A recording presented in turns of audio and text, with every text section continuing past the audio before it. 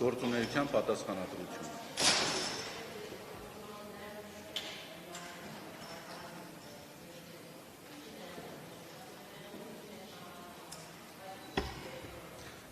Ձեր անունը ինչպես է։ Ռուզանա ջան, տեսեք, ինձ համար բացարձակ կարևոր չի գործոնները, թե ինչ գործոններ են նպաստել, որպեսզի իրանք այդ քայլը կատարեն։ Ցանկացած քայլ դավաճանական գործողություն կատարած լինելու համար ինչ որ արդարացումներ կարող է ներկայացնել, բայց դա բացարձակապես չի փոխում ընդհանուր արդյունքը։ Ընդհանրապես դա դավաճանություն է։ Ես չգիտեմ, սպառնալիքներ են եղել, սեփական համոզումներից ելնելով են այդպիսի քայլ կատարել, որոշակի նախապատվություններից, նախասիրություններից, այսօրվա իշխանավորների նկատմամբ անզսպելի սիրո զգացումներից, չգիտեմ, դժվարանում եմ ասել։ Չեմ փորձել ճշտել եւ դա բացարձակապես ինձ համար կարեւոր չէ։ Անկախ նրանից, թե ինչ գործոնների ազդեցության տակ է կատարվել այդ գործողությունը, գործողության բնութագիրը չի փոխվում։ Համաձայն չեք։ Երրորդ հարցը։ Ինձ հետ կապված հարցը։ Ուրեմն ինձ հեռանալու, ինձ ուղղված հեռանալու պահանջը, իմ ծառայությունը կասեցնելու պահանջը կապված է տեսագրությունների հետ, որոնք հրապարակվեցին։ Ուրեմն տեսեք,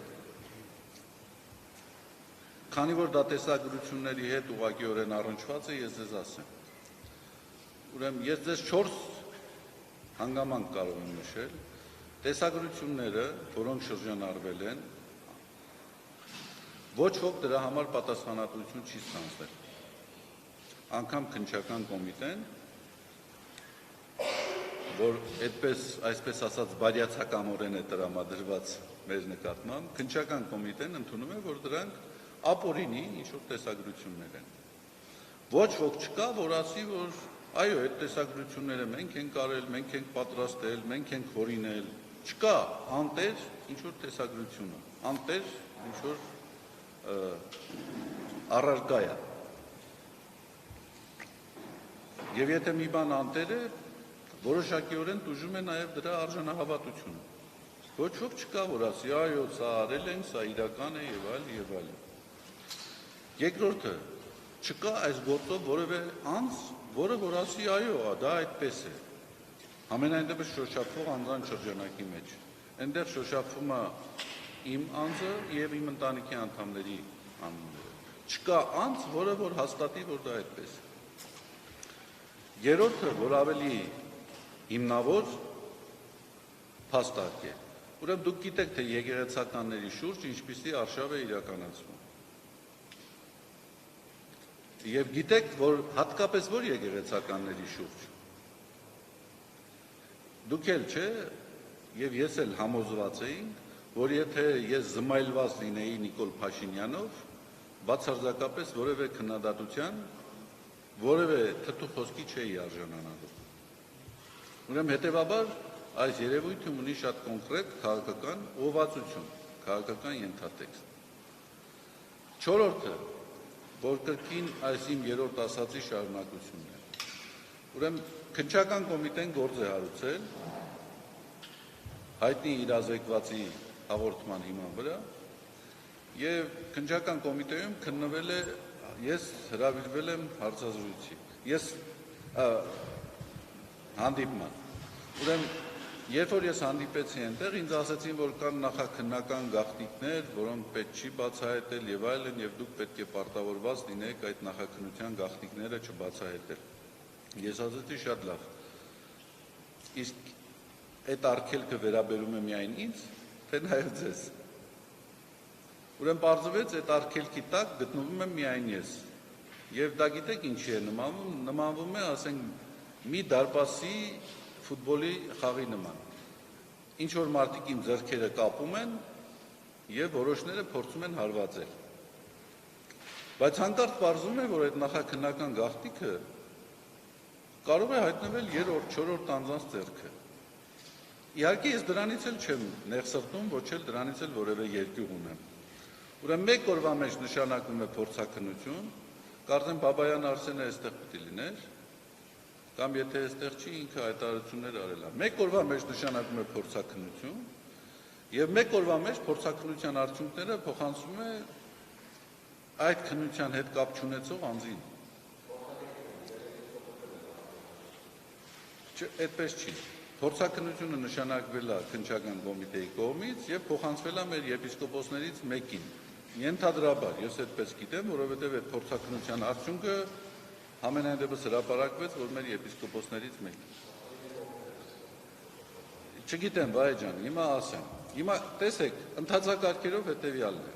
Երբ որ փորձաքննություն ես ուզում օբյեկտիվ պատրաստել, պետք է ներգրավել այն անձին, ով ներգրաված է այդ հարցում։ Գետ մենք հնարավորություն պիտի ունենայինք հարցադրումները կազմությանը ինքներս մասնակցել, բացարձակապես նման երևույթ չի եղել։ Երկրորդը, եթե անգամ փորձաքննություն է լինում,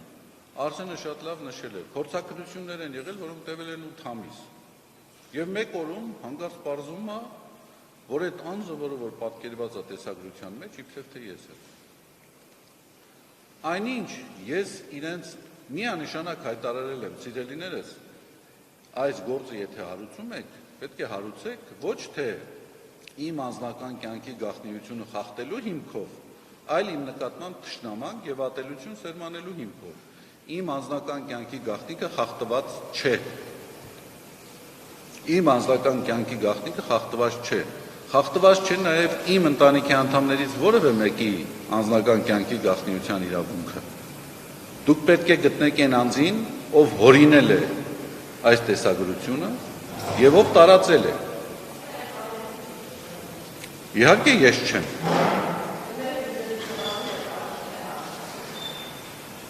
Գիտեք, շատ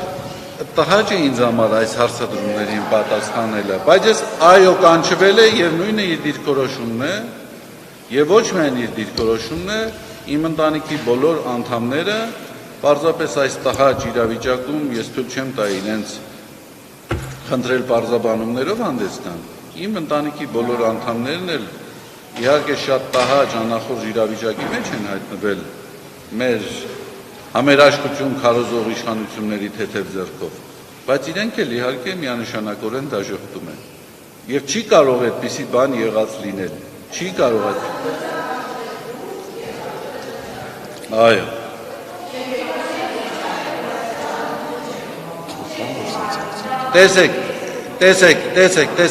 Տեսեք, հերթով կանդրադառնանք հարցերին, ես առայժմ պատասխանում եմ մեր սիրելի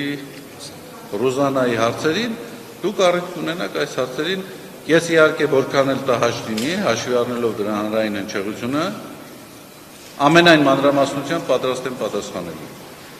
Քանի որ այսօրվա մեր հանրային դիսկուրսը այսպես այս մակարդակի է իջել, ես կպատասխանեմ այդ հարցերին, որպեսզի տպավորություն չստեղծվի, որ խուսափում եմ։ Որտեղ կանգնեցինք։ Հիմա ինչ քայլեր եմ ձեռնարկելու։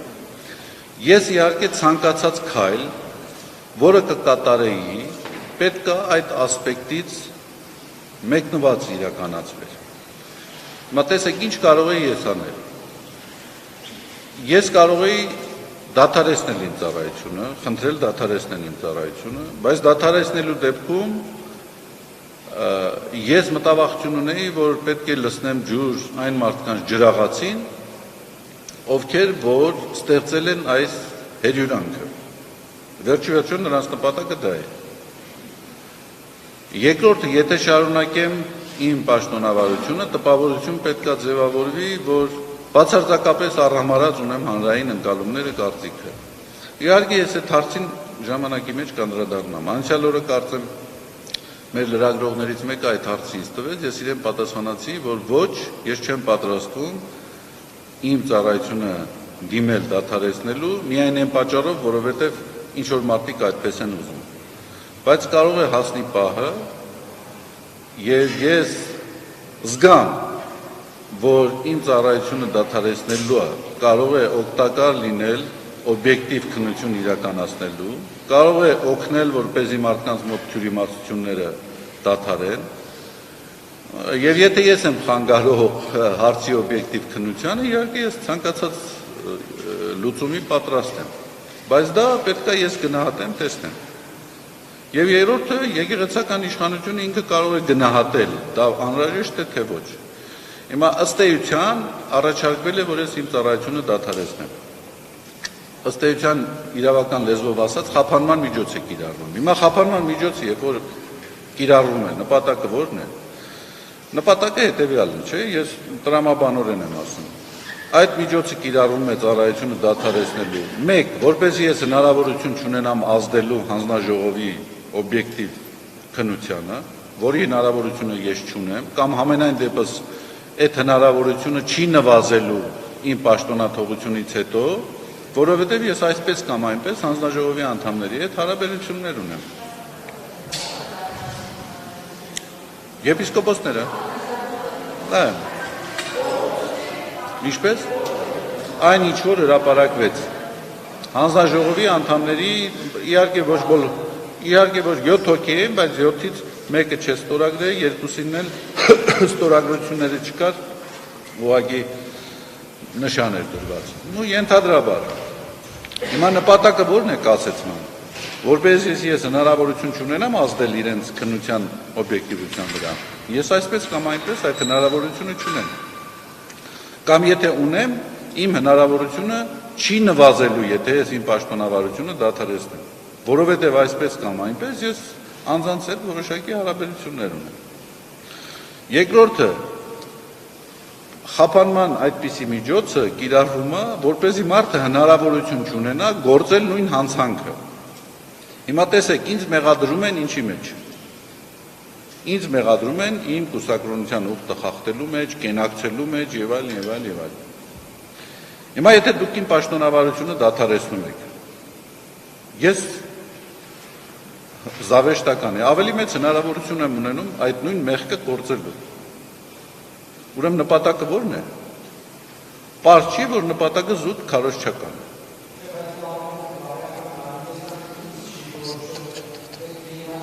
Նարեկ ջան, երբ որ դուք ուզեք հարց տաք, ձեզ խանգարելու ենք։